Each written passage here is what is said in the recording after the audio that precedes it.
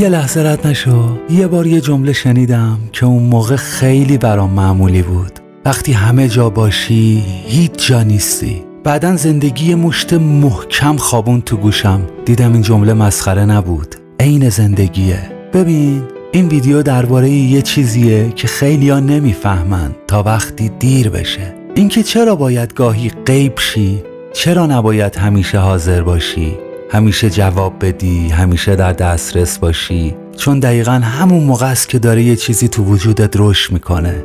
یه چیزی که اسمش کاریزما نیست ولی خیلی شبیهشه.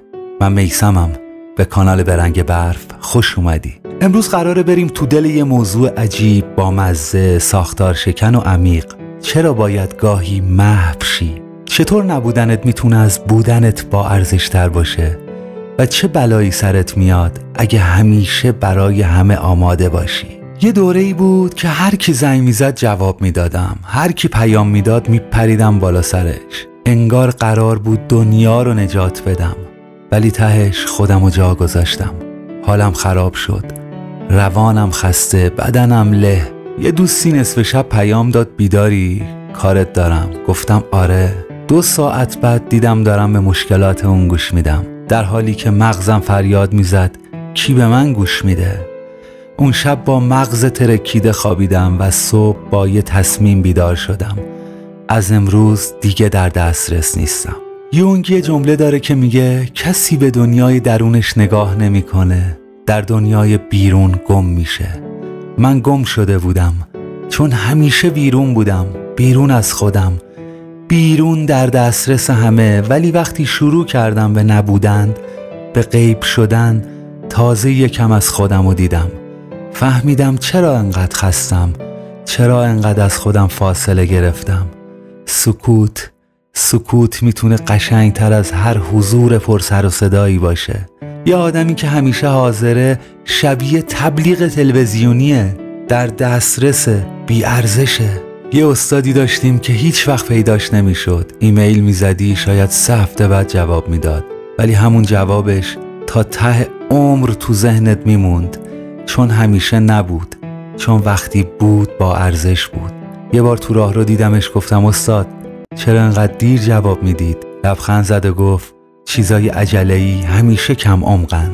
اون روز فهمیدم کاریزما یعنی چی، یعنی نبودن، ولی وقتی هستی واقعا هستی و دیده میشی. فروید میگه نیاز به توجه یکی از عمیق‌ترین نیازهای انسانه و وقتی این نیاز رو بد سیراب کنی خالی میمونی.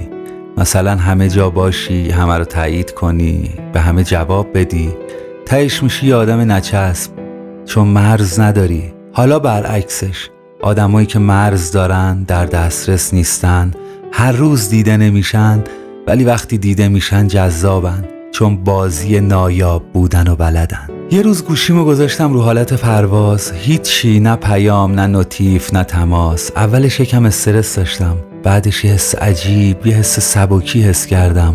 دنیا هنوز سر جاشه، فقط من آرومترم. اون روز یه تصمیم مهم گرفتم. رابطه‌ای که تهش معلوم بود نابوده، قطعش کردم.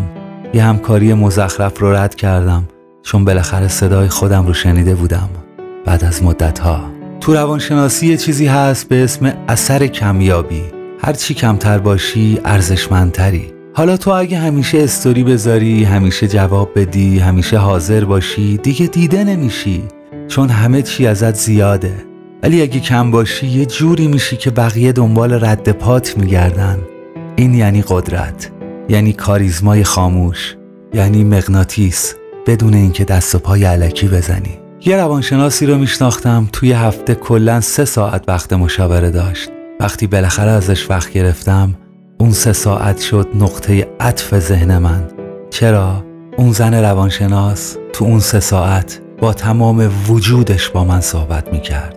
حس میکردی داره از چشماش نور میپاشه، چون خودش رو هرز نمیکرد. این یعنی حضور واقعی. وقتی نباشی تمرکزت حتما بیشتر میشه، چون دیگه گوشت تیک نمیزنه با هر نوتیفی، دیگه ذهنت توی واتساپ ول نمیچرخه. وقت داری فکر کنی، وقت داری خودتو جمع کنی. نبودن گاهی یه جور ترمیمه، یه جور مراقبته، هم از ذهن هم از روح.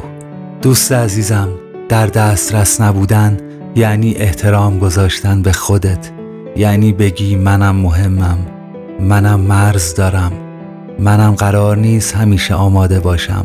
فروید میگفت انسان سالم کسیه که کار کنه، دوست داشتن رو بلد باشه و بتونه تنها بمونه. من میثمم از کانال برنگ برف. اگه حس کردی وقتشه کمی غیب شی، دیگه نترس، شاید این غیبت بزرگترین حضور زندگیت باشه. تا برنامه بعدی مواظب خودت باش.